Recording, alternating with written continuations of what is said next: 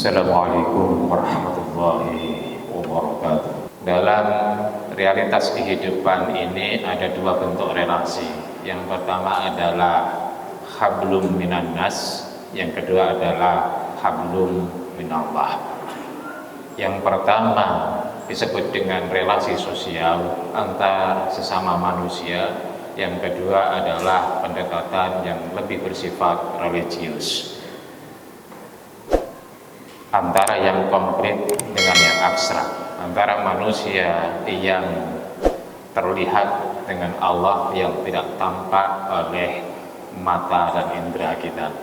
Hadirin jamaah yang dirahmati Allah, tetapi di dalam agama kita, ajaran tauhid mengajarkan harus ada kesatuan antara relasi hablum minan nas, relasi sosial, dengan relasi dengan Allah, hablum minallah.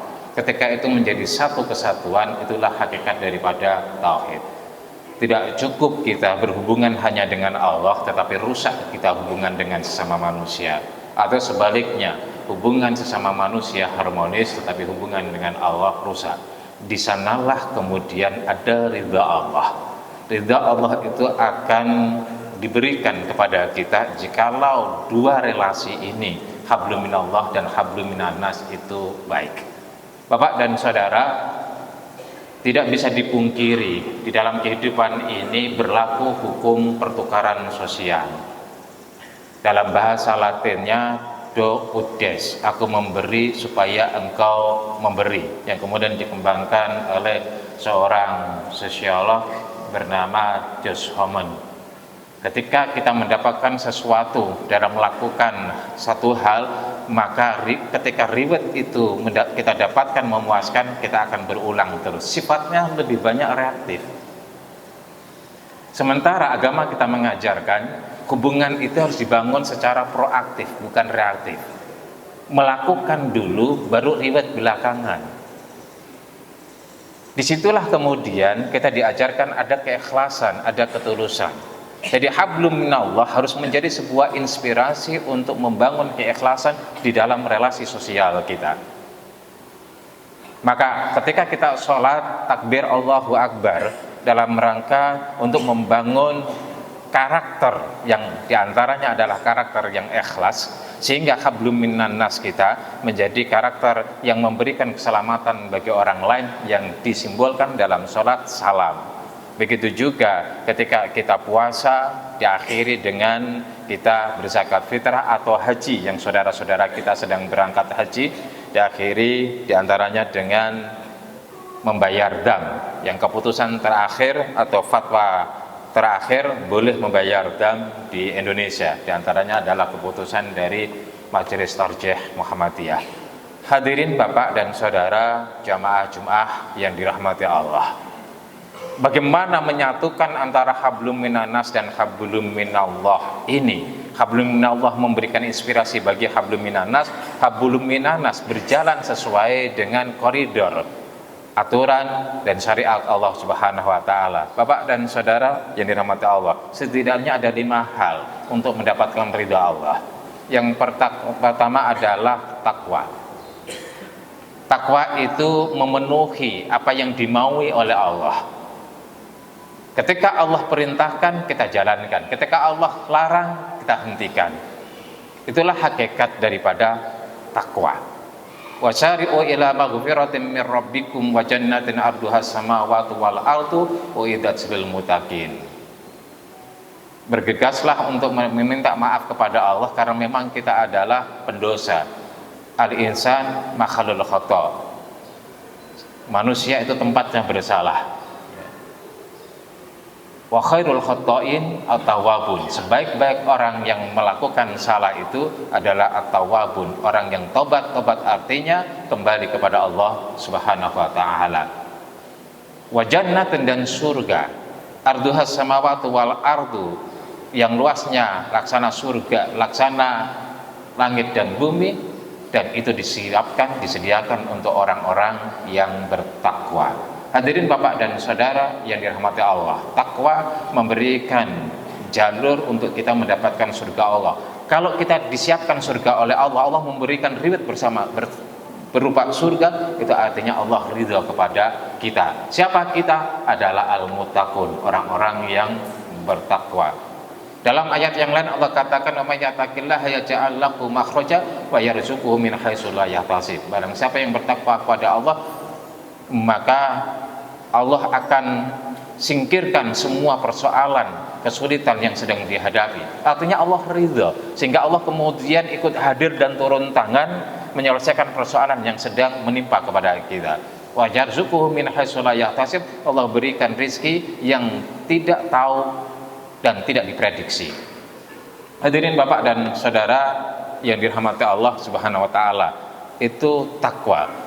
Jadi syarat pertama untuk mendapatkan ridha Allah adalah takwa. Ridha Allah itu akan memberikan kehidupan dunia kita nyaman, enak, sukses, kehidupan akhirat juga nyaman, selamat dan sukses. Maka pintu yang pertama harus kita lakukan itu adalah takwa.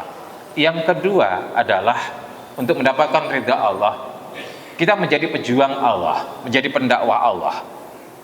Menjadi pejuang Allah dalam Al-Quran misalnya Allah sebutkan, innal ladzina amanu wal ladzina hajaru wa jahadu fi sabilillahi ulaika yarjuna rahmatallah wallahu ghafurur rahim. Bapak dan saudara yang dirahmati Allah, sesungguhnya orang-orang yang beriman dan orang-orang yang berhijrah, mau berubah hijrah itu, dan orang-orang yang berjihad memperjuangkan agama Allah, kebenaran Allah, syariat Allah, ulaika yarjuna rahmatullah, mereka adalah orang-orang yang memang berikhtiar untuk mendapatkan rahmat Allah, untuk mendapatkan ridha Allah. Wallahu ghafurur rahim, dan Allah kepada orang-orang itu adalah memberikan maaf atas semua kesalahannya dan kemudian memberikan reward melebihi kata maaf yang disebut dengan rahim Allah. Hadirin Bapak dan Saudara yang dirahmati Allah, ini bisa kita analogikan dengan hubungan kita sesama manusia. Kalau kita memperjuangkan apa yang menjadi kemauan orang itu, pasti orang itu respect. Kalau kita pasang badan untuk orang itu, pasti orang itu respect. Dan kalau sudah respect, dia akan memberikan apa yang kita minta. Nggak usah kita minta, dia akan berikan. Kemudian dalam rangka ya, untuk mendapatkan ridha Allah itu juga dakwah. Jelas dan tegas disebutkan di dalam surat Ali Imran misalnya 110. Kuntum khaira ummah ukhrijat linnas ta'muruna bil ma'ruf wa tanhauna 'anil munkar. Kalian adalah sebaik-baik umat, sebagai pilihan. Tapi pilihan ini bersifat fungsional, ada tugas dan kewajiban, bukan identitas. Fungsionalnya apa? Yaitu ta'muruna bil ma'ruf wa tanhauna 'anil munkar. Mengerjakan yang baik, mensiarkan yang baik, kemudian wa tanhauna 'anil munkar, berani mengambil risiko untuk mencegah setiap munculnya kemungkaran. Yang kedua, ini sulit, berat.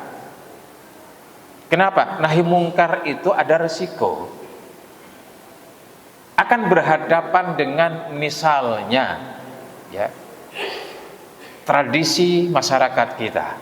Ngapain sih ngurusin yang kayak begitu, kurang kerjaan saja.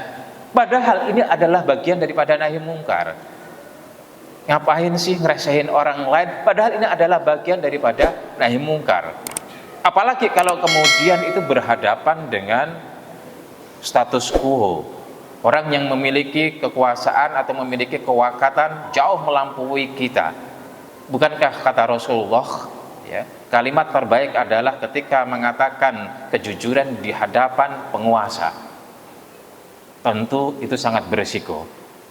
Sholat baik, tapi kewajiban kita bukan hanya sholat, tapi bagaimana sholat itu diakhiri dengan salam, menyelamatkan manusia dari setiap kedaliman yang terjadi pada manusia itu. Kita seringkali hanya mengambil posisi mengajak kebaikan, tetapi tidak mencegah kemungkaran. Sebab mencegah kemungkaran seringkali harus mengambil resiko. Disinilah ya, paradigma abu-abu terjadi. Disinilah dialektika yang kemudian seringkali keluar dari justru tanggung jawab kita sebagai umat Islam.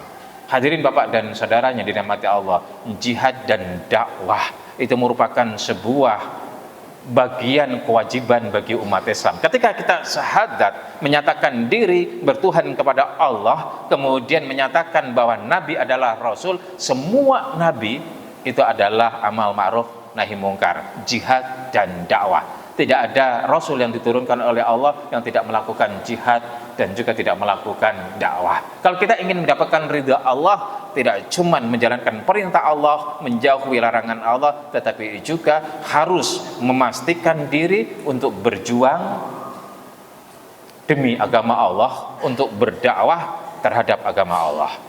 Hadirin Bapak dan Saudara jamaah Jum'ah rahimakumullah. Kemudian yang ketiga, untuk mendapatkan ridha Allah, Nabi pernah mengatakan, irhamu man fil ardi yarhamkum man fis sama. Cintailah, tebarkan rahmatmu kepada orang-orang yang ada di bumi, maka yang di langit akan memberikan rahmat kepadamu. Ada tanggung jawab sosial. Manusia ini hendaklah hamba Allah, Allah urus. Satu ketika Nabi Ibrahim kedatangan seorang tamu non-muslim. Nabi Ibrahim agamanya Islam, Pak.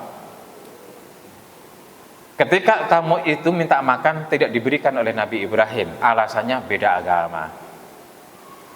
Kemudian tamu itu keluar, pergi meninggalkan rumah Nabi Ibrahim. Allah tegur kepada Nabi Ibrahim, kenapa engkau tidak berikan makan kepadanya? Dia butuh makan.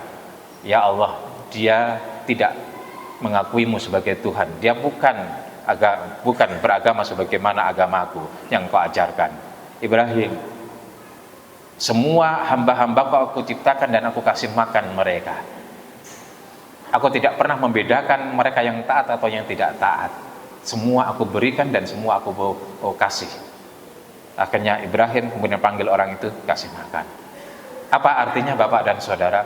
Ada tanggung jawab sosial kita untuk mengurus mereka yang hidup di dalam kekurangan, kemiskinan, kefakiran, yang membutuhkan terhadap kita. Oleh karena itu, kita tidak boleh lari dari tanggung jawab itu. Ketika manusia diciptakan oleh Allah dengan desain sosialnya, maka secara fitriah, inherent, masuk di dalam dirinya ada tanggung jawab dan kewajiban sosial. Termasuk kewajiban sosial adalah peduli kepada sesama yang membutuhkan kepada kita. Kalau kita tidak peduli kepada mereka, maka Allah akan tidak peduli kepada kita. Itu semua adalah hamba-hamba Allah, itu semua adalah makhluk Allah. Kita teringat anjing sekalipun, ada seorang pelacur memberikan minum kepada anjing, dari situlah dosa-dosanya Allah ampuni dan dia masuk surga. Kita tidak tahu ridha Allah itu turun dengan pada amal kita yang seperti apa. Tetapi yang jelas bahwa begitu banyak Quran, begitu banyak hadis ketika bicara tentang hablum minan nas, itu detail sekali. Jangan ada kedaliman di antara sesama manusia. Bahkan Nabi mengatakan, wallahi, demi Allah haram masuk surga seseorang yang tetangganya merasa gelisah karenanya. Ketika kita kaya berlebihan, tetangga kita berkurangan, kemudian kita tidak memberikan bantuan apapun, tidak peduli apapun kepada mereka, itu juga akan menghilangkan ridha Allah kepada kita. Yang keempat, ini yang sering kali didiskusikan dan diungkapkan oleh para khatib, yaitu ridha orang tua. Ridha Allah biridhal walidain wa sukhtullah bi sukhti walidain. Mudah diucapkan, gampang diingat, tetapi tidak semua orang bisa melaksanakan ini. Hadirin Bapak dan Saudara, ada orang tua yang pinjam kepada anaknya, pinjam uang, tapi anaknya memberikan pinjaman. Itu adalah kezaliman. Sejak kita lahir sampai kemudian dewasa dan kuliah atas biaya orang tua, pernahkah orang tua itu menganggap itu pinjaman? Tidak. Sekalipun orang tua kita meminjam dari orang lain, apa kondisi ekonomi seperti sekarang, semuanya serba sulit. Tapi orang tua kita punya tekad, anakku harus selesai pendidikannya, anakku harus pintar, anakku harus punya masa depan, apapun aku harus kerjakan demi anak-anakku. Tapi satu ketika orang tua renta, pensiun, berkekurangan, anaknya sibuk dengan hidupnya sendiri, tidak peduli kepada kedua orang tuanya. Hadirin Bapak dan Saudara, dalam ajaran agama kita, ketika orang tua kita tidak mampu, bukan itu sunnah, bukan itu infak, tapi wajib bagi anak memberikan nafkah kepada orang tuanya. Disinilah seringkali terjadi perdebatan di antara saudara. Kakak beradik berantem, tujuannya untuk menghindari tanggung jawab kepada kedua orang tuanya. Saudara kandung berantem dalam rangka untuk menghindari kewajiban kepada orang tuanya. Hadirin Bapak dan Saudara, ini biasa terjadi. Dan mereka juga berantem ketika orang tuanya meninggal karena rebutan warisan. Fenomena ini adalah sesuatu yang biasa, terutama di umat Islam di negara ini. Tetapi itu adalah sebuah kesalahan yang fatal. Kurangkah orang tua kita memberikan sesuatu kepada kita, nyawa taruhannya, tidak pernah mengeluh di depan kita. Semua kepahitan, semua kesulitan, semua kesusahan ditelan sendiri. Mereka tanggung sendiri, tidak mau cerita. Semua itu demi anak-anaknya. Tidak ada orang tua yang hanya berpikir demi dirinya sendiri. Orang tua itu hanya bahagia, bangga ketika mereka bisa melihat anak-anaknya sukses. Tidak ada kebahagiaan dan kebanggaan orang tua kecuali melampaui penglihatan mereka terhadap kesuksesan bagi anak-anaknya. Tapi seringkali kita anak tidak mampu untuk memahami pikiran mereka, perasaan mereka. Apa yang kemudian terjadi? Banyak penderitaan orang tua karena ulah kita, karena sikap kita, karena kecuekan kita, meskipun orang tua tidak mengungkapkan itu kepada kita. Hadirin Bapak dan Saudara, wa wasainal insana biwalidayhi hamalathu ummuhu wahnan ala wahni wa fisaluhu fi amain aniskur li waliwalidayka ilayyal masyir. Aku berikan wasiat tentang kedua orang tua, terutama ibunya, hamalathu ummuhu wahnan ala wahnin, hamil dalam keadaan bersusah payah, melahirkan dengan meradang nyawanya.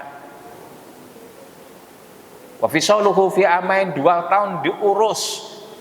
Bisakah kita cebokin orang tua kita? Sulit. Tapi orang tua kita, terutama ibu kita, tidak pernah risih, tidak pernah jijik menceboki kita selama bertahun-tahun. Apapun balasan kita kepada orang tua tidak akan pernah seimbang, setimpal. Itu saja yang mungkin barangkali 0,1% kita diberikan kesempatan Allah untuk membalas budi baik orang tua kita. Kita masih bertengkar, masih ribut, masih lari dari tanggung jawab itu. Layakkah kita mendapatkan ridha Allah?